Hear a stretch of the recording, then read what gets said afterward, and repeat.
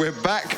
Wasn't expecting that. We had a different counter than but it's not a problem. We're back, and I'm joined by Petraeus and Rhett, and we're here for the ZVZ. It's going to be Rogue taking on Hydra, and we've got two specific Zerg experts for this. This is going to be good. Yeah, this is going to be good. I mean, this is a great matchup. Rogue against Hydra. One guy from Korea, from a Casper team, been kind of dominating the whole tournament, probably the favorite in this matchup. And then Hydra, someone that even me and him, we play him all the time. And we know a lot about him in ZVZ, and he's been dabbling in the European and American scene recently. Okay. So it's a really interesting matchup of styles, different big styles. mix-up. Yeah. I think in Korea, they generally tend to play a lot more just pure Roach, and then Europeans like to tech up. I'm not sure if Hydra's been infected yet with this teching virus, but I love how you say it's infected as well. Yeah, what do you it's definitely a negative thing. You think the teching up is bad? Just look at the brackets so far. You think getting like up to infestors and stuff is bad? I mean, it can be good, but I mean, I think the Koreans make the style they use work very well for them. Why do you think there's such a? I always ask this to like a lot of Zergs, and no one really knows. But why is there such a huge difference between like Koreans playing nothing but roaches and then the Europeans playing so different, just getting Hydras, Infestors, Hive, Vipers? I mean, some people, I wouldn't say that's kind of like the snoot kind of style thing. Like there are a lot of Europeans, like Targa, for example, who's been at this event. I would not describe him as that kind of Zerg. I'd say he more takes the Korean influence. But yeah, it's just a stylistic, preference thing. Like if you're comfortable taking risks, you're comfortable being in control of the game and putting on a lot of aggression. It's just, I don't know, Koreans tend to prefer that route. But yeah. What do you like best? Me, I'm more of a snoot, I would say. So you get the Infestors and everything. Yeah, I prefer that. But I do try out, the Korean stuff as well. Yeah, I really like the Roach timings, and I'm sure we'll see a ton of those as well in this matchup. Now, why is it so split? You're talking about the differences there. Why is there this difference? Yeah, nobody knows. Like you can watch GSL, you see like Sue play against someone, and sometimes they'll just be maxed out on roaches, and they both build up banks of like 4K, 2K, and they don't add anything else. They just keep sending roaches into each other and using a lot of burrow roaches to attack everywhere, which when Snoot plays against Koreans, like he played against True, I think, a bunch, and then some other Korean Zergs, often he can win because he actually does get the Infestors. He'll build up a bank too, but then build a lot of spore crawlers and build units and then cancel them. That way you can get like oversupply. You can go up to like 230 sometimes. And I think that style is probably technically better. But for some reason, Koreans they stick with what they know, and it works for them. maybe just is all like copying one or two people and just sticking with what they're just different people, honestly. You think it's a cultural thing? Yeah. Like maybe it's in their diet or something. Who knows? Yeah. We're going down the food route for us. Like that is why you're making them choices. This is one of the biggest mysteries in the Starcraft scene. Someone should really uncover it. Any chance it could be just down to the pure mechanical ability of it, like Koreans just being a little bit faster? Or if you're playing that style, their mechanics definitely do reward it more so than just if you're sitting back and waiting for your opponent to make a mistake and attack into you. That's more, I guess, just decision-making, timings. Mechanics don't play into it as much. Yeah, I definitely agree. Like, they can just be everywhere at once, whereas the Europeans kind of play it safe. Just keep everything on my side of the map. Don't let anything go wrong, Before we move out, add some kind of safety net, stuff like that. But they just go for it. And, who do you think might win this, Petraeus? I mean, Hydra's definitely the underdog. I'm hoping for him to win it.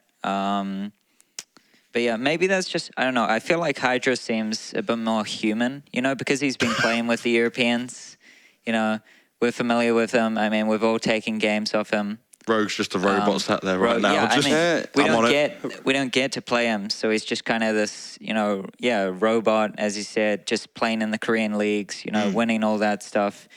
And I feel that that's a big thing about these Koreans coming over. It just really makes you realize that they're not too different. Yeah, not too far away. I think Rogue also, he can really do anything. Like he played against Sulky in the SSL qualifiers a while ago, and he went for 9-pool Bane 3 games in a row, and he actually won 3-0. So he's a guy that's really hard to predict, and in ZVZ that really gives a benefit. If you're always playing the same way, then people can abuse that. I'm pretty sure, actually, sorry not to correct you, but the third game, was it a No. Yeah, you're right. He did it twice, and then the third time he opened hatch first, Into and gas. Sulky went pool first, so it was like the ultimate mind game win. Yeah, you're right. Which is what a lot of the Koreans do rely on. Yeah, you're right. So he cheesed him twice, and then the other guy got really scared and played really safe, and then he played a really, really greedy build, which is... Build orders in ZVZ in general are really important. Like you have 15 hatch, which is really good against 15 pool, and then you have 15 pool, which is really safe against any kind of early pool. And you always have to balance, like you kind of have to flip a coin before the match and what am I go gonna with do? it. Like it can either go really well for you or really bad for you. So it's a bit of a coin flippy matchup in that regard. At the same time, you can actually just always play safe and do really well anyway. So I think Koreans are definitely, in general, though, really ballsy when it comes to picking their openings. Even the best players, like Live, for example, or Rogue, they might just throw out a 7-pool. Well, you expect them to have the mindset where it's like, yeah, I'm the better player. I want to take it to the late game where I have more chances. No, they don't. They're crazy. They can do anything. Well, we're going to throw it to the veto screen now so we can have a look at this and see what everyone's going to be choosing for it. So... Inferno pools and Secret Spring taken out as expected, gone. Yeah, very good vetoes, I would say. No one wants to play those maps at all.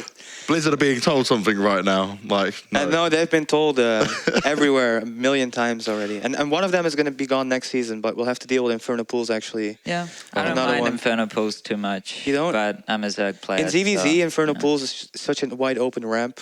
So always Ling Bane. It's like a bit... Yeah, it's tricky. But I mean, I would say most people, like there's still the risk, like Deadwing, that you get scouted first with an Overlord, and obviously then like any kind of one base or a big all-in is not going to work. And then if it does open with a standard game, I feel it can play out like a normal game. I think with such a wide variety of maps, we got a nice mix of two-player maps, 3-player maps, 4-player maps, and it's a best of 5, so we can really see anything. Like you can't really predict it. Like best of 3, a player might be a little bit cautious in the beginning, but best of 5, like what do you think would be the best way to start off a best of 5? Aggressive or passive? I mean, whatever the best way is, it might not be the best way because that's what they think it's going to be the best way. But then they think they think that the other person might think that they think, and just over and over and over. So I wouldn't expect to see anything just in a particular match, but over the course of the series, I'm certain we'll see, at least one early pull, at least one... From who? Kind of either of them. Throw it out there anywhere. Now, just before we throw to the casters, what do you reckon score-wise we're going to see here? I'll start with you, Patreus, and we'll get Rhett. 3-1 for Rogue. Oof. I have to be boring and also say Rogue. I think 3-0. Okay, well, there you have it, guys. We're going to send it over to Jorasar and Nathanias now on the main stage, ready to cast another fantastic best of 5. Welcome back, ladies and gentlemen, to the Gfinity Starcraft Masters. This is the second and last semi-final now, as we find out who's going to be parting on stage at the grand final. And it's a best of 5 ZVZ, Nate. And like the analyst said, anything can happen here. But it does seem that most of the opinion tends to be flowing in one direction. I mean, Rogue's been playing in Korea. He's been practicing in Korea, living in Korea, playing in Pro League, practicing with the guys at Jin Air Green Wings. And even if we don't talk as much about their Zerg players, the caliber of opponents that are keeping him on his toes as far as his mechanics go, the guys you'd be practicing with like SOS, Maru, Trap. These are all players that are going to keep you at the top of your game, even if they aren't Zergs. And for Hydra, who's been living in California, practicing in the Root House, he can still play on the Korean server from there. It's not too bad, but he doesn't have that environment of, being back at the CJ house when he was playing for Kespa himself. So here's what's really interesting. I was speaking to Hydra specifically about this earlier as well. And I was saying, now that you're not in the Kespa team house, are you a little bit worried about how this might actually impact your development as a player? Can you actually stay at that level with everyone else? And he said, it really is a case-by-case basis. Being in the Kespa team house forces you to practice in that environment. Sure, everyone's at that level. But once you leave, especially because he's juggling with his studies at the moment, he went, actually, for people who have a really high level of discipline, those are the kind of few Korean players that you've seen transition out of that environment into those foreign teams and still be able to make a name for themselves and take out big names like he's done here this weekend. But this is probably the biggest challenge he's faced yet. Ladies and gentlemen, we're into map number 1. It's on Expedition Lost, and the player in the top right-hand corner representing Root Gaming as the Red Zerg, it's Hydra. Hydra, who will be also competing in WCS this next weekend, staying in Europe for the week. His opponent in the southwest position, representing Jin Air Green Wings. Give it up for the blue Zerg player, Rogue. And they said anything could happen, Jorsar, but I've got a strange feeling we're going to see a lot of roaches in this matchup. ZVZ trends in that direction. I was a little bit taken aback that we had such a interesting Mutalisk-based game in Rogue versus True earlier on in the quarterfinal. Yeah, that was a pretty exciting game, but I think, like you said, there's this thing called Roach that we probably need to be talking about at some point. That does seem to be the way these games tend to be shifting. You don't often get sort of quick, edgy knife fights with these Zergling Banelings anymore. The transitions from that into that Roach play just seem, in some occasions, completely cut out and just tend to be shortened compared to where Starcraft was like 4 to 6 months ago.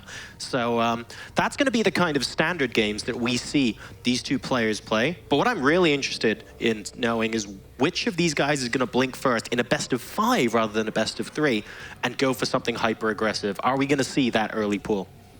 I can kind of go along with what Patricia's saying, is that you don't want to do anything super crazy at the start of the series because there's so many potential mind games at play that sticking to your guns might be the best move. And for this map, we already saw Rogue play a ZVZ on this today, and it was actually while Hydra was playing his match against Hart, so he may not have been able to catch all of what happened, and it was a very defensive opening from Rogue. He went for no gas, straight in a double evolution chamber, had an upgrade advantage with his roaches, and he pushed that all the way throughout the game to be able to take the victory against True on this map. So Hydra, he could try to be the guy that gets aggressive. There are those rocks, but they're very difficult to break in the early game. That's usually a mid-game play for Roach run-bys, and of course, Lings, they'll have a hard time breaking down those big armored rocks. Yeah, and going back to that game as well, we saw that when it comes to positioning and working out where to attack when the armies had similar kind of compositions, how good Rogue was at positioning his units and taking True out of position, even when the supplies were more or less the same as well, able to squeeze out that advantage from a positional point of view. So Rogue is just really, really good at that. And I wouldn't be surprised if I think, like you say, this ends up being pretty standard, but he goes for kind of the same thing. I think he's already proven once today to us that he's great at this map in ZVZ. Yeah, and Rogue manages to slip 2 Lings inside of Hydra's base. He sees that Hydra has the gas, and it wasn't the fastest gas ever. If he clicked on the extractor, he'll know that he's only halfway towards being able to start Zergling speed if he wanted to do that. And this basically tells him, since Rogue is playing gases again, much like he did against True on this map earlier on in the tournament, if he wants to be defensive, he does have to keep his eye open for the potential that a big Ling flood comes in. He may put down a fast creep tumor with his second queen to get some creep spread over towards the ramp, and then just wall off with evolution chambers and a roach warren, just so he doesn't have to worry about anything moving into the mid-game stage. Yeah, that'd be a pretty sensible decision. You can already see that creep tumor at the edge of creep. These Zerglings won't be able to snipe it off, but one of them will get into the main. Will it survive long enough to spot the gas once again? It just about does, but only for a fraction of a second. Yeah, so the interesting thing here is that he saw Hydra still, he might have seen the drones bringing the gas back to Hydra's hatchery, and Hydra has definitely mined enough gas. Rogue knows this based on how much gas was mined before as these queens venture out to kill an overlord. But what the weird part about this is there could have been a Baneling nest behind that mineral line. Zergling speed could have been close to finishing up, and Hydra could be preparing to do a big attack. Rogue is not certain of that since he didn't see the spawning pool. He wasn't able to tell if it was wiggling, and he didn't see that behind area. So Hydra can take advantage of this by going into this very fast lair, and he ends up you know, basically a step ahead as far as the tech goes. He's a little bit earlier on that layer, and that's just a nice place to be. Yeah, he's waiting. Oh, wow. And we're going for the third base here, down from Rogue. So definitely a little bit of a meta-stable game here now is possibly an opportunity for Hydra to put some aggression onto that third base a little later. And I like the fact that he was ready to put those buildings down, and he saw the one Zergling going, and he wanted to gauge exactly how much he could see. And using that as an intelligent decision, as a platform, to know that his opponent can't spot that he has that Baneling Nest there, and to go into this tech. Really, really cool stuff coming out from Hydra here as he moves his creep spread further forward. Yeah, Rogue starting up Zergling speed to me feels like more of a defensive play, and taking the third base at the same time is his way of saying, okay, maybe I didn't want to get Zergling speed, but if you don't attack me, then I keep the third base, and I'm not super far behind. So he's compensating for his defensive reaction to not knowing whether or not Hydra would be getting aggressive on his own. Now, Hydra is starting to get out a few roaches, and the benefit for Hydra out of all of this is that his roach speed is much faster. This means with his roaches, he can get a little bit more of this map presence since the speed isn't done yet for Rogue, and he's got his own wall off. And Hydra being very bold to take this gold base with the faster roach tech, with the faster upgrades, it's going to be very tricky for Rogue to punish this. In fact, his queen's out on the map. Oh, I think there might be enough Zerglings here to surround a couple of those roaches if he moves in. But I really like this play from Hydra, because normally you see queens out off of creep chasing overlords away and some units coming out across the ramp. And Rogue, he builds a whole bunch of units and goes, right, I need to defend now. And Hydra actually says, well, no, I'm going to take this map control, but I'm not going to push in. Instead, I'm going to take the gold base and suggest that if you don't now attack me, I'm going to be the one coming out of this engagement with an economic advantage. So he's turning the tables on Rogue here and saying, look, what are you going to do that's aggressive? And Rogue has to respond here. Yeah, the thing is, Hydra is also in a position where he can comfortably be behind a few drones if he needs to build units to defend this gold base, since the gold resources give more income per mining trip. So you don't need as many drones to have an equal or potentially greater economy in Hydra's position. Things to keep note of, though, Rogue is getting the +1 carapace upgrade for his roaches, so he'll be one volley ahead if there's a big battle that goes on. A couple of these roaches almost get grabbed at the side, but with roach speed, the reinforcements will show up in time. Also, keep in mind, before that carapace completes, these Zerglings will be killed in 2 volleys by the roaches now that they have their +1 upgrades for Hydra. Yeah, exactly. And that's going to be coming in very, very useful indeed. Almost getting the surround in there, but not quite. But we have another attack into the gold base. Some hold position marker there on the Zerglings. Forcing, I guess, some of the drones away, but not actually killing many of them at all. Hydra able to get back to defend these in time. And off the back of this as well, sees that how much forces Rogue has left at his third base location as well. So just gauging the possibility of a counterattack or another group of units coming in for a flank there. Yeah, road speed is about to finish up. Actually, is just about finished up for Rogue, so he gets a little bit more mobility on the map. I love breaking these rocks, as it makes it a bit more difficult to swing around if Hydra wants to knock down the back rocks of Rogue's main base, and at the same time keeping enough roaches out on the map that he can defend against any attacks on his gold. So Hydra gets to see, okay, you're going to bust down the rocks, but Hydra's moving into that +2 attack as the carapace upgrade finishes, so Rogue is temporarily ahead in upgrades right now. And Rogue also is using a lot more Zerglings in his composition than Hydra is. At the end of the day, how he's able to split that army, the maneuverability of the blue Zerg army right now is just that little bit higher. Removing those rocks limits the number of angles that Rogue can come into attack from, but it looks like he definitely wants a piece of this gold base now. He cannot allow it to stand for too long. Hydra bringing all of his forces to bear now. There is no flank coming down the right-hand side of the map for Rogue, but Queens are coming in with this as well. He is being serious. He is committing to this attack. Once those Queens get onto creep as well, he's basically going to have to commit here. And here we go. Some good, wow, some very nice transfuses actually. Really carefully target firing those roaches as the fight begins. 135 to 123 supply. And this is on a knife edge right now, but with the Queen support from Rogue as well. I mean, Hydra just needs to keep pumping out units. There's no drones at the third base for Rogue, so this is a close to all-in push for him. If Hydra can hang on, which is looking less and less likely since those Queens are brought forward with full energy, maximum amount of energy to transfuse, he's going to at least be able to knock down this third base. But Rogue has lost a tremendous amount of drones, and since his third base isn't mining, it's not actually that bad for Hydra to lose. Is that a counterattack? As long as he can stabilize.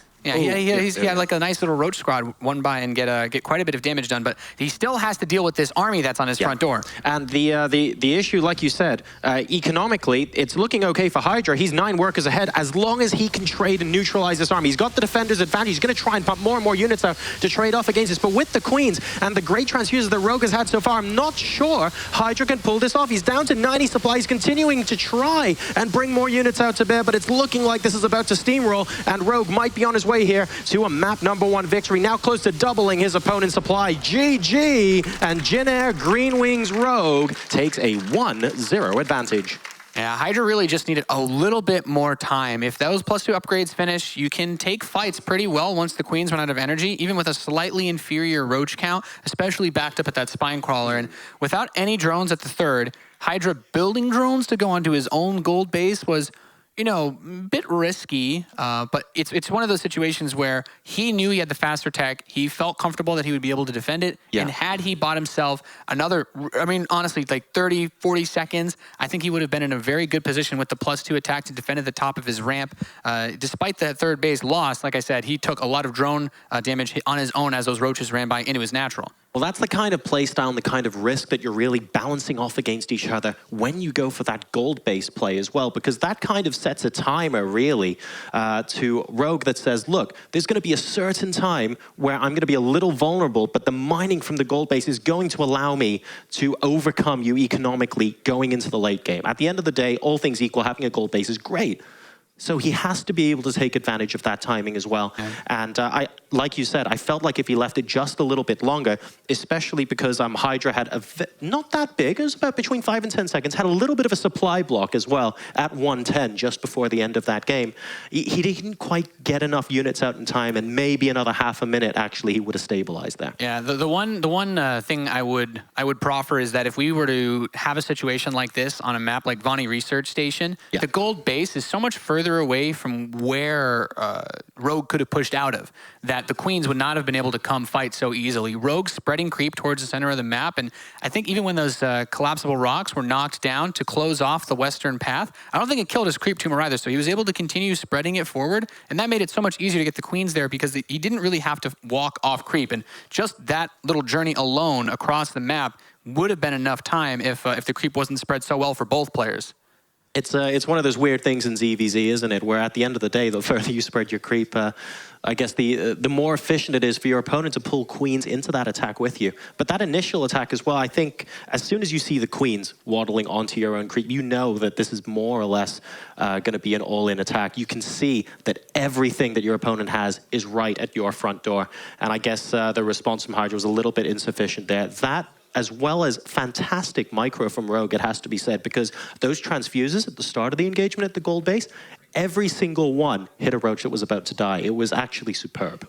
Yeah, and 2 of the queens that he had were at maximum energy, so he's walking around with at least 8 transfuses that he can throw onto those forces. And even with the 3rd queen, you also have the range that they can fight against the roaches from behind the lines. Exactly. And when you take the gold base on that particular map, due to its positioning, it actually reduces the concave that you can get defensively if you want to pull back. So he would have had to take the fight a little bit more forward before his reinforcements arrived, and that alone makes it a lot more difficult to hold on against pushes like that. But we're on to a little bit more of a standard map, the tried and true Overgrowth. That's right, ladies and gentlemen. So let's see if we can get this best of 5 back to level pegging here, or if the red Zerg player spawning to the top right-hand corner of Overgrowth is going to immediately take this semi-final to match point. He plays for Gfinity Championships, and he goes by Rogue.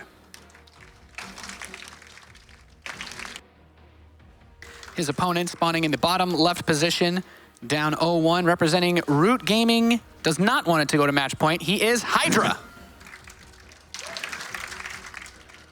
That is not what he wants right now, Nate. Absolutely I can't imagine anybody wants to be down 0-2, right? But in the manner that it's happened, I don't think that Hydra really has too much to be upset about. It's not like that game came down to a big mistake that Hydra made or some big screw up that that can kind of get in the back of your head. What Hydra did was probably overassumed the lead that he had from having his tech up and those lings being built by Rogue, which, he had a lot of speed lings, but having them as drones earlier on could have, in theory, done a lot more for him economy-wise, which is maybe why he was thinking that it would be okay to take the gold. This map doesn't really allow you to take those same risks, and with both players going hatchery first, I think this is still a situation where Hydra should be able to go into this map with a level head and not think about that last map too much. Well, I think the interesting decision that we had in the previous game is when we had Hydra moving out with the roaches to begin with, it looks like so many other ZVZs where you go, oh, okay, Rogue's taking a quick third base. Hydra's going to move out with some of the roaches here and maybe try and put some pressure on the third base and hopefully get it to cancel so that he catches up and gets his own third base out, and he's got a roach advantage as well. That tends to be how so many ZVZs played out. And Hydra said instead, actually, I'm not going to do that. I'm going to put the pressure back on you and take the gold and see if you can attack. Was that the mistake? Or is that something that, you know, if you play that game actually another 10 times, he might be able to get away with that?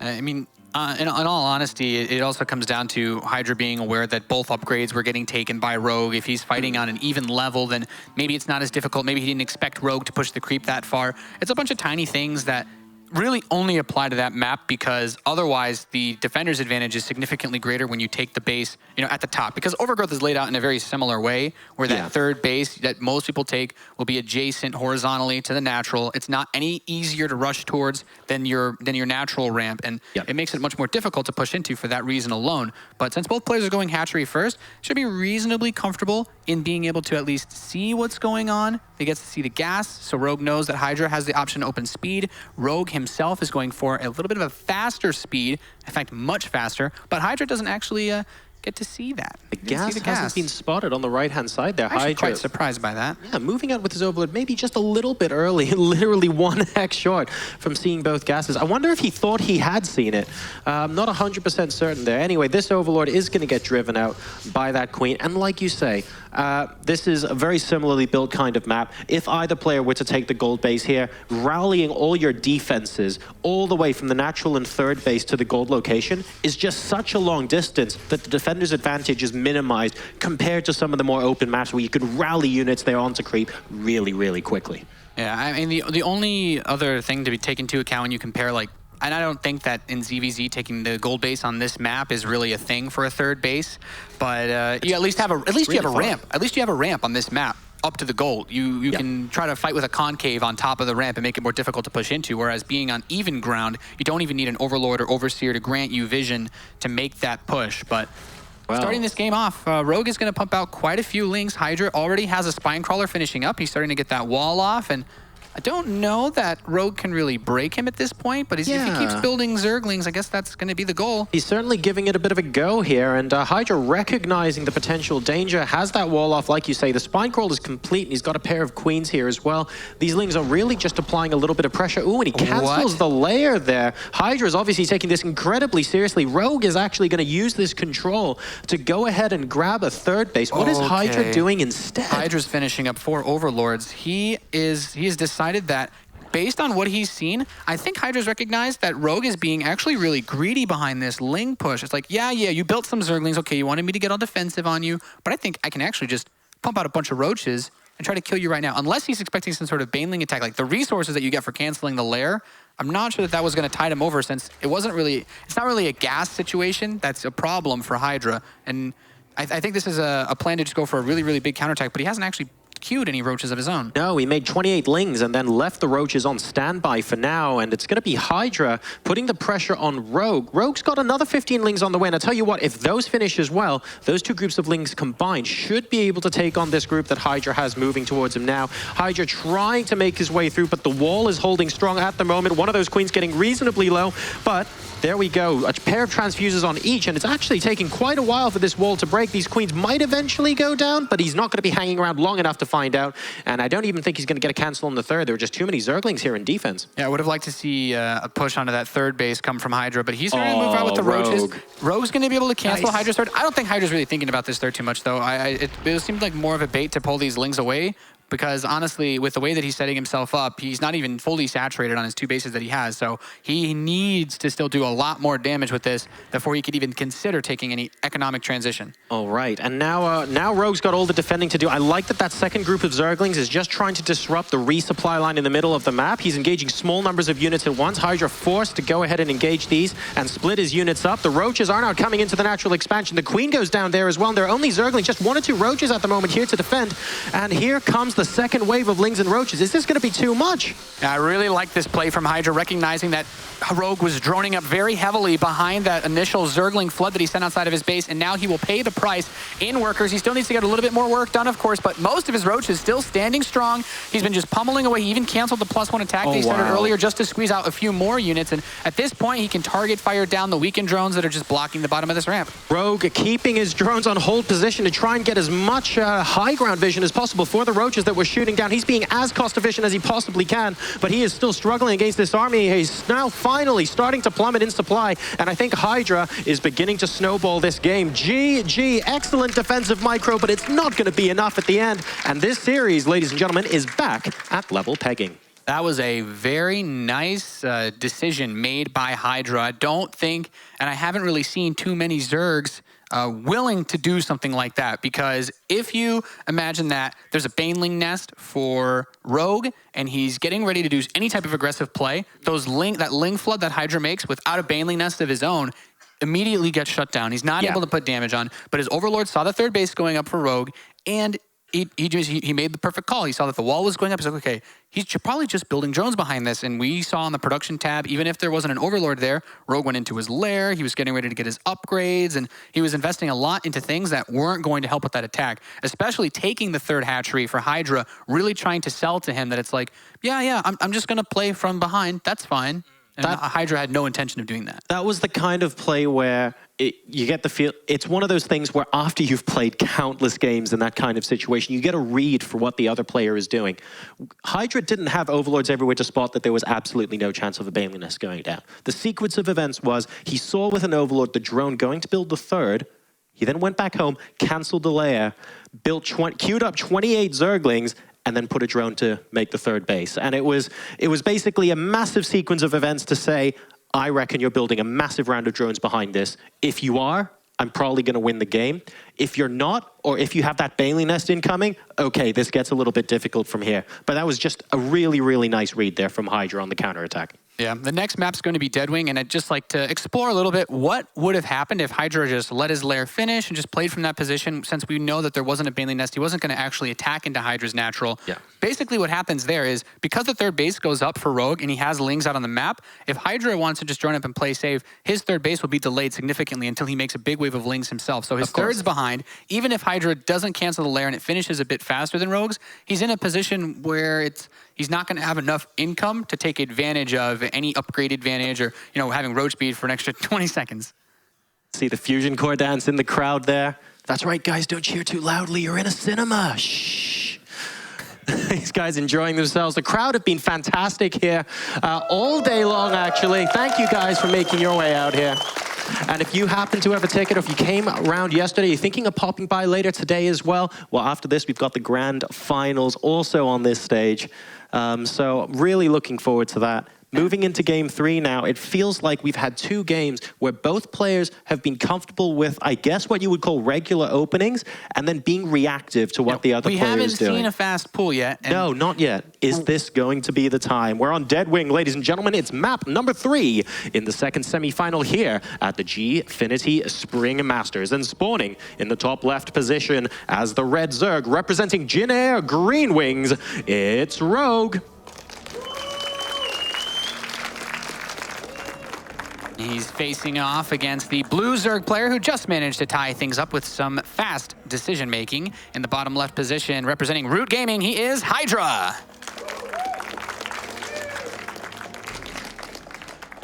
So we can write off the fast pool play. Both players open with an Overlord, and since they spawn vertical spawns, their Overlords will run into each other, so they'll know where each other spawns very early on in this game. If you get cross spawns on Deadwing, there are moments where a fast pool actually really works out well, because that first Overlord almost always goes to the vertical position, and then the second one won't get to the other guy's base in time to know what's coming. So even though it's a big map, you have a lot of rush distance, this is one of those situations where both players can basically say, oh, okay, at least I know roughly where you are, and I can send my second Overlord somewhere that would see a little bit more. Exactly. It's a little bit more complete information as well. And also, when you spawn cross spawns, you have to decide what kind of angle your Overlord's going at as well, because if the Overlords see each other and you have a group of Lings that you're trying to be sneaky with, you can kind of go around. Spawning in these locations, it's a little more difficult to do that because an Overlord can just cover more of the ground that you would need to send an attack like that through. And Hydra is going to play it safe. Both players go for hatch first, but Hydra does not actually build more drones before starting up his spawning pool. So he's going to have a bit of a faster queen, which won't really mean too much, since I do believe that Rogue's Overlord should still get there in time to check out what's going on as far as whether or not there's a gas. Maybe you want to see the one in the back if he doesn't want to risk it. But Rogue is going for the slightly more greedy opening, straight into gas, then his spawning pool. He has the option to go for really, really fast Zergling speed. And with that, we could see a little bit of aggression. This is one of those maps where when you're playing ZVZ, because it's basically just you go straight in one direction, there's no running around the center of the map because it's vertical spawns, that those big pushes can happen, well, pretty much non-stop. And you just get the pendulum of ZVZ where it just swings back and forth as each player uses their defender's advantage to stop the attack. And the Overlords are going to be spotting the gases for both players. It looks like the far gas has, in fact, been spotted as well. Oh, going to be grabbing that pool timing too. So both players know exactly what the other's doing here. And that potential for early aggression and certainly early map control plays through. Again, referring back to the spawning position, that faster Zergling speed, more units out on the map sooner, combined with less ground to cover in these vertical spawns, because you're not busy looking the entire width of the map, just means that you can get a little bit more assurance that your opponent isn't doing something sneaky behind your back lane. We do see the Zergling speed now on the way for Rogue as both players now saturate their natural expansions. Yep, and Rogue is not really mining too much more gas, so I don't believe we'll see a quick Baneling Nest follow-up. He's going to get his queens out, start to spread some creep maybe, and just get the injects going. This is one of those maps where you have a pretty wide open area. If you want to enter the natural, there's no ramp that leads directly to it, so dealing with early pressure on a wall is a bit more tricky compared to something like Expedition Lost.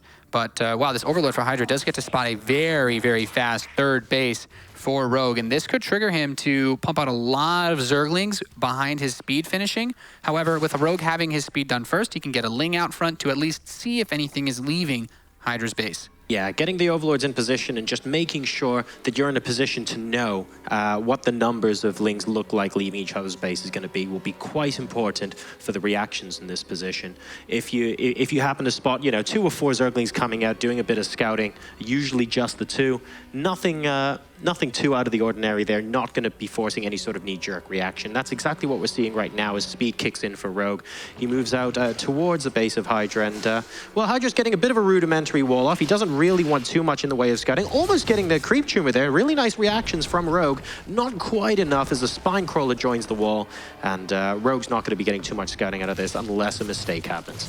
Yeah, this is a very interesting point in the game because his third base comes at a time where Zerg players generally cannot afford to try saturating more than just their natural expansion. At some point, Rogue has to build units, and I imagine he wants to use Banelings to defend any type of pressure, but Hydra recognizes that there's also the possibility of this third base being a fake, where maybe Rogue is actually just using this as like a little bit of extra production from the larva off that third hatch to go into a Roach Bane, but he does start up a lair, so Hydra will want to try to get something done against this. Rogue's got the Baneling Nest as well that has been completed in the natural expansion. So yes, he's got the much earlier third, but against his Zergling aggression, he may well have some Banelings to defend against this soon. He has to do that pretty quickly though, because a lone queen won't be able to hold this off forever. And the hatch of the third now is being surrounded. Rogue is going to need to use some of those defensive Banelings. And well, just the couple rolling in for now, but hopefully this should be enough to save the hatchery. And Rogue stabilizes here. As long as Hydra doesn't sneak into the natural main or something like that, Rogue should be fine. I really would have liked to see Hydra just immediately dive on top of that third base. Giving the time for the Banelings to finish means he can't fight head-to-head, and even if he has more, then it's very tricky to make it work. But he wants to try to just kill him right now. He really wants to punish this decision, and he's gone pretty much exactly for what he did on Overgrowth with just this quick switch into Ling Roach, as he doesn't have any other level of tech or upgrades on the way, but these Lings are going to surround a bit of him, and the Banelings helping to clean up those Zerglings. First good connect, second good connect as well. It doesn't kill the Roaches, but kills the majority of those Lings. Oh, the third connect. These Banelings have done almost as good as they possibly can, and now Rogue has to make another wave of units. Is he going to be able to stop the third from going down? 10 Roaches incoming as well. He starts Roach speed. That's not going to be done anywhere close to enough to save this hatchery. He's trying to bait the units back in. The third hatch is still on about half health, so there's still plenty of time here for something to happen. Rogue up to 72. The supplies are neck and neck, but the army for Hydra around the third is just getting bigger and bigger. Is he going to be able to swarm around these Roaches? He's trying to get the surround in, and I think Hydra's now starting to get a decisive edge. If he pulls back now, he's got the third hatch, but I think he wants more here. Yeah, I mean, the thing is, with the worker count that Rogue has, Hydra needs to do more than just kill that hatchery. He needs to come in here, force drones to be pulled, and pick off a significant number of them if he wants to have a chance in this game, because otherwise that Roach speed finishing will give Rogue enough money to go for a very large counterattack in the next few minutes. And as he starts to clean up these drones, he's getting it very close. Now they're about somewhat even. So we're certainly reaching a position that's a bit more playable for Hydra. He does have a third base coming up of his own, and his lair is finishing, so he's just going to have about roughly a minute and a half where he will not have roach speed, but he's still getting more done over here. Yeah, this is, he's not stopping. He's just continuing to pour all of the units in. You can see on the mini-map, he's not stopping this attack. He needs to finish this now, and he doesn't want Rogue to ever stabilize. The second time the drones get pulled, Rogue GG's out, and Hydra takes a 2-1 lead.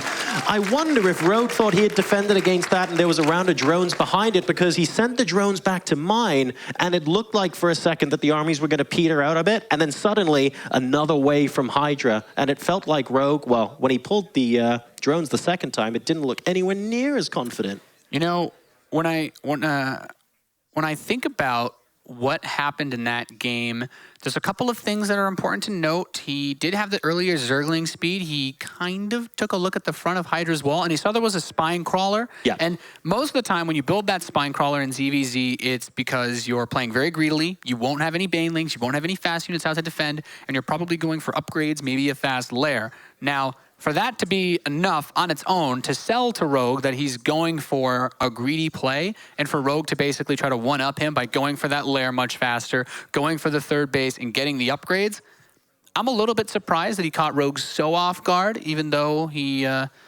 he did something very similar to this on Overgrowth by canceling his lair. Well, we also had the defensive banelings in this game as well. I mean, they were, in a way, they were kind of sorely missed the last time we saw this too, because it's just useful to have those banelings in place in case of that massive Zergling attack. And we actually saw them here. They got some good connects as well. Yeah, I mean, the baneling connections hit well, but when you look at the number of workers, it's like, okay, Rogue's ahead in drones, but if he's ahead 12 drones, that means he's missing out on potentially 24 Zerglings that he could have to help defend. And, any number of those Zerglings could become banelings. If you don't have the lair on the way, the roach speed on the way, which finished, and like roach speed finishes around the time that the game ended. So he potentially has 200 gas that he could have put into 8 banelings that would have significantly helped him to hold on. And maybe if he hadn't made those investments, then the game ends up evening out, both players on 3 bases, because we had a late lair from Hydra. It just really seemed like Rogue was playing way too greedy despite not having all of the information in front of him. It looked like he had started that engagement quite well. He baited the units into his base and away from the third hatchery with the first group of Zerglings, and we saw that he had 10 to 12 roaches on the way.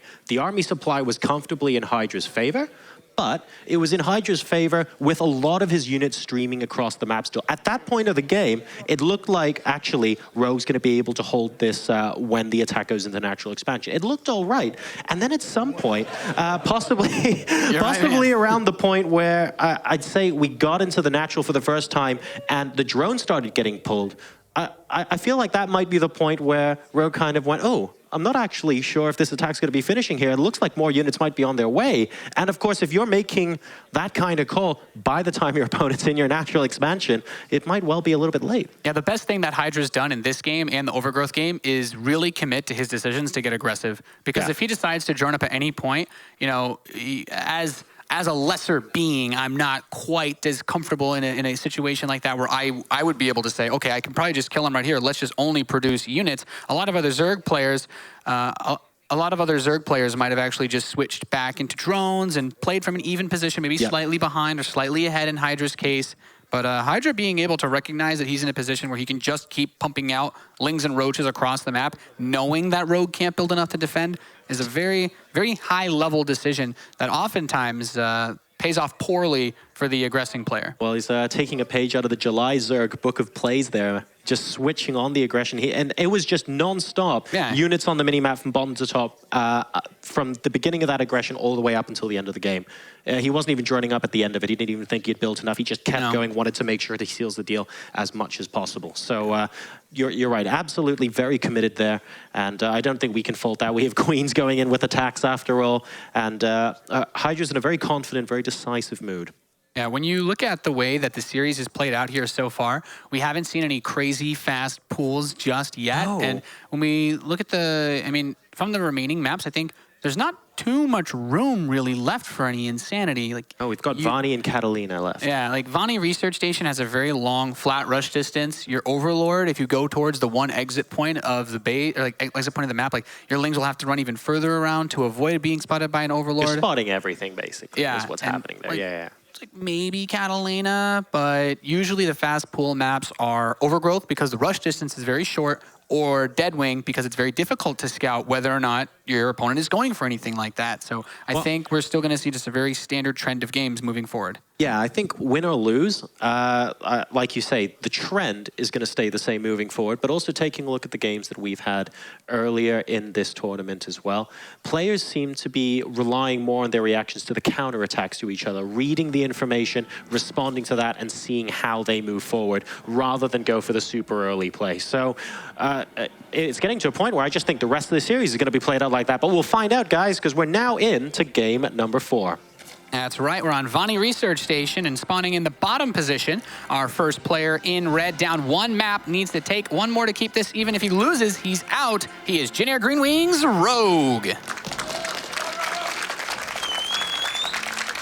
And his opponent, spawning in the 12 o'clock position, representing Root Gaming. He is now 1 game away from playing parting in the grand finals of the Gfinity Starcraft Masters. He's Hydra. And he's now, well, okay. I was thinking we would see things trend towards the same, but then I remembered Hydra does live with cats, so he's, you know, throwing out a little bit of madness every now and then. Not too bad. So going for a build like this, we have seen a lot of hatch first from Rogue in this series. And considering that Hydra has also played that style, it stands to reason that Rogue shouldn't really be worried about anything. Like Rogue's not in a place where he's actually worried about dealing with a fast pool. And because of that, Hydra recognizes that this might be the time to try and do it. So there's the hatchery from Rogue. Hydra's taking gas with this too, though, so we might see just an insanely fast Baneling follow-up. I don't know if he wants to go for speed. I think he wants to end the game sooner than Zergling's speed would finish. Well, I think we've spoken about the lack of early pools enough that we finally magicked it into existence, Nate. We're going to be seeing very, very large amounts of aggression here.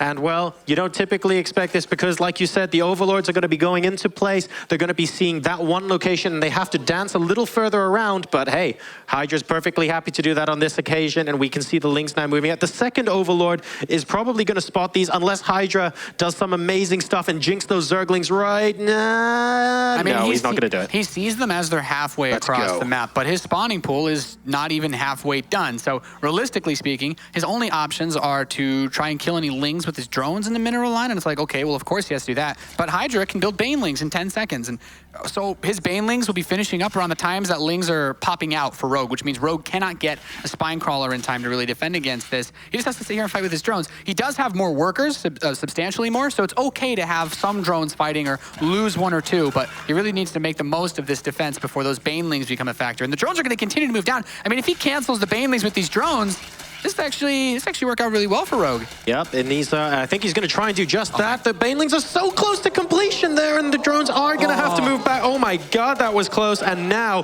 2 Banelings are moving in. There are only 3 Zerglings left, but guys, they're a lot braver now than they were 20 seconds ago. The Banelings going into the mineral line, and oh, this is really dicey still, man. I don't know if he's going to be able to hold this. So many drones off the natural expansion now are on half health or less, but the fight is in the main. Number of workers 9 to 11. And finally, we have some defensive Zerglings out, but it's not going to quite be enough. More drones are going down. Yeah, I mean, you know what, Jorstar, I was going to say, if those drones cancel the Banelings, greatest decision ever. But since he spent so much time there taking hits from those Lings, they were so close to doing it as well, man. Those drones got so weakened now to the point where, like, one of the reasons why you can fight with drones against Zerglings is that drones have a couple of extra hit points. So if you have just 1 or 2 more drones, you can kind of just surround them and pick them off. But now they're all weak. And you can't cancel that one? Is quite tricky. Oh, wow. He got 1. That was so unbelievably close. A fraction of a second in it. And Rogue will only have to deal with the 1 Baneling. He kills off a decent number of Zerglings, though. And that's a large percentage of the force he had to defend with 17 to 13 supply. Only 3 drones. He dances the Lings into his main Hydra. It's not over just yet, buddy. I know, right? This is, I mean, it's 17 to 14 supply, but Hydra looks like he's got 1 foot in the final now, and it's just drones versus Zerglings at the natural expansion. More Lings are on the way. Drone drill waiting to see if he can get back into this. You know, it's like, okay, you can keep your drones alive for a bit longer, but then they're not mining. So what are you going to build? You have 10 minerals, Rogue, and with Zergling speed, especially as the follow-up, a Queen alone is not going to cut it. He could try to surround this at some point, or even just focus down the weakened drones, and this is a disastrous position. Rogue's hold position micro on his Zerglings has been good, but Hydra, he can just build more Banelings. Oh, 9 versus 7 workers, and you're right, more Banelings are incoming. This is really knife-edged intense. So Hydra's sitting back, and he's like, okay, I don't want this to be close anymore. Here, have some more Banelings. Try and come out and cancel these, buddy. And Rogue hasn't been mining for so long, like you said, Nathanius, that this is just going to be so difficult for him. The Queen... He transfuses a Ling. That's how desperate he is, Jorisar. He transfused a single Zergling, and now the rest of the Lings are going to run into his base. He's got the Baneling on top of this, and the drones, they're running away, but, well, GG. not making any money. Hydra! And Hydra, ladies and gentlemen, is through to the final. You can see the look on his face. He is ecstatic. All weekend long, we've had people at the venue, on social media, basically everywhere going, you know what? I'm really looking forward to this Rogue parting finals. Well, guess what, guys? That's not going to be happening here. Hydra playing an immense series here and defeating. Just, oh, so good, so good. It was a very ballsy call by Hydra, but up one map, you know, if it doesn't work, maybe he's got some sort of other strategy. He can just go back to basics on Catalina if necessary. But he really took advantage of a situation where he felt, okay, the Overlords probably go straight across, so his second one will only see me when it's too late, if I get the pool this quickly. And then following it up with the Baneling nest was pretty cool. And I also really thought that the way that he was able to get the Banelings to finish, but also still allowing his Zerglings to fight. Like Hydra just bruised those drones far too much for them to be useful anymore once the Banelings are ready. And like you said, all series long, we've had situations where Hydra is just incredibly committed to his attacking play as well. So you know what? If you're going to be going for the pull that early, that even the Overlord on Vonie isn't going to be spotting the Lings coming, frankly, from what we've seen Hydra play, yeah, the Baneling nest goes down. We're going to be seeing some attacking. We want this game to finish quickly, and he executed that absolutely perfectly. So I think we're going to be sending it back over to the analyst now, Nathanius. It's been a pleasure casting with you. That's it for us from the day. We hope you guys stick around and enjoy the grand finals later. Take care. Thank you, Jorisar and Nathanius. We had a great atmosphere here watching that finals. Well, Hydra versus Rogue there, 3-1. Brilliant game, and not kind of what you guys expected. No, that was very quick. I think none of the games even really got to the mid game at all. Yeah, the first one kind of, but Sort of. that was also a pretty quick one. Yeah. Yeah, they didn't get past 45 drones in any of the games, I think. Yeah. And Hydra just really using some killer builds there. Really decisive, quick to attack, grabbing 3 really quick wins. Is that something to learn from now when we were talking about that previously? I mean, I thought it was a pretty terrible series. I don't think there's much to learn from, honestly. Like, just kills off like, no, that was terrible. Not happy with that. Like, I'm really happy Hydra won, you know. Did Hydra call you Peter and you just like, no, I'm not happy with that. That was terrible. That would be fine. We've already established I'm okay with this nickname. I think I'm going to use that build, the one from game 2 and 3. Yeah. I might use it against you the next time I play you. Okay. Go ahead. Letting out the secrets already for next ladder game. It looks pretty strong. So I actually, I haven't really seen this being used by anybody but Hydra. And maybe Rogue just wasn't expecting it for that reason, because it just hasn't really been seen in tournaments that much, I think. Yeah. It's kind of an older build where he was, you know, attacking with speedlings and then not getting his lair, not getting any upgrades, and just getting a ton of roaches. And it was so efficient. It worked out really well, even though Rogue didn't really overdrone. So it looked like a really nice build to mix into a series. And that's how ZVZ can work, you know? Games can be over really fast. Okay. Well, now Hydra's made it all the way to face planting now in the finals. PVZ, I think it could be an interesting game, but as we've been having a few conversations with people coming in and out of here, and Parting is heavily favoured right now. What chance, realistically, do you think Hydra's got? I mean, at the most recent IEM, he definitely put up a good fight against Zest, winning the first 2 matches. Rhett has disagreed with me. I've already discussed this with him, but. I mean, it looks weak on paper, his ZVP style. It's not what we're used to seeing from most Zergs. He's not one to really go swarm host all that often. It's kind of a Roach Hydra player. But there definitely is that kind of weakness about him, where he's kind of confined to a style that doesn't really have a lot of longevity, I suppose. But yeah, I'm confident he can at least make the series close. Okay, right. Especially after beating Rogue. Yeah, I don't know. I feel like, yeah, he did play well against Zest, but that was also a tournament where Zest really had to get warmed up. And his first series, I don't feel like it was the best play from Zest. And historically, Hydra in ZVP hasn't really looked that strong. And then on the other hand, you have Parting, who's a total beast right now in the shape of his life. You know, owning, I don't know, the last 7 or 8 Zergs he played, which were some of the top names in the game, such as Su, Dongregu, Sulky now. Just really, really good players. So I think for Hydra, it's going to be super tough. And like Petraeus said, he likes to play a lot of Roach Hydra. And I'm not sure that's really a solid plan, but who knows what he can bring to the table. I think it's already super surprising what he did just now, taking out Rogue. Yeah, I think everyone was kind of shocked and astounded by that. It didn't go well compared to our predictions, that's for sure. No. But you've got to give it to him. He's made it this far. He's done the work and he's put it in. It's got to be he's got to be feeling pretty damn happy with himself, regardless of what the outcome's going to be of the finals. Do you reckon he's kind of settling into some nerves now, knowing that he's going to have to face Parting? I wouldn't say so. He's someone with a lot of experience. He's had a long career, so I don't know about that. He always seems to look so extremely calm when you watch Hydra. It's just like blank. He's got such a calmness in his face. So he's probably not the type that's to get nervous. I mean, he's been in the finals of an MSL in Korea for Starcraft 1. It's pretty much one of the biggest stages you can be on in esports. So he's probably not one to get nervous at all. But neither is Parting. He's also basically done everything in esports. So I think it's probably gonna be a sick final. Well, I believe we've got some footage to see of a road to the championship here, to the finals for these guys. So that should be coming up soon. And the main thing here between these two players is, obviously, like you said, Hydra's wealth of experience. It's like generation versus generation here in completely separate timings. And Hydra's all the way back here at the finals again. It's phenomenal. Yes. Yeah. Yes, it is. I love you two for this. Sorry, I don't know. I don't have a lot of things to say about his history or anything. Have you not watched a lot of StarCraft 1? No, I never played StarCraft 1. I never watched StarCraft 1 in any form. So Let's go back and watch, get some of the history.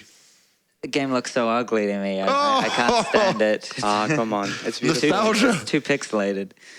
Well, I disagree with that. I think it's always worth watching, but you're right. Parting also played StarCraft 1, in which he was pretty much just a B-teamer on one of the worst teams, actually, in the scene. And Hydra was already at the very top. And Hydra really needed quite a bit of time. He was always that guy who looked really promising in Pro League, always playing for CJ. But for some reason, it took a really long time before he really got to show it. And so it's really nice to see him now at so many tournaments playing from Root. It seems like he's really happy in the Root house. Yeah, it seems like a good fit. Yeah, he's also so friendly with all the foreigners. You know, everybody really likes him. He's learning English really well. So. Did you see him do the English? Yeah, it's fantastic. It's amazing. It's amazing. So he seems like a perfect fit to be in the foreign scene. So we should welcome him with open arms. And if he wins this tournament, that would just be amazing for him. Yeah, that would be a true story to come out of this event. And, well, I think there'll be a lot of people greatly appreciating that. We're going to go straight over now and have a break before the finals. It's going to be a 15, 20-minute break to get everything ready for the grand finals between Hydra and Parting. It's going to be absolutely crazy. A best of 7 here. It's something we're all going to look forward to. And, well, let's see if Hydra can give it all the energy he has right now to kind of face against Parting and make this the best finals that we can have. I spoke about the road to the championships. That's going to be coming at the beginning. We're just getting the last bits of footage ready. So I jumped the gun on that. Apologies for that. But quick break and we'll be with you 15, 20 minutes for the grand finals. Don't go anywhere.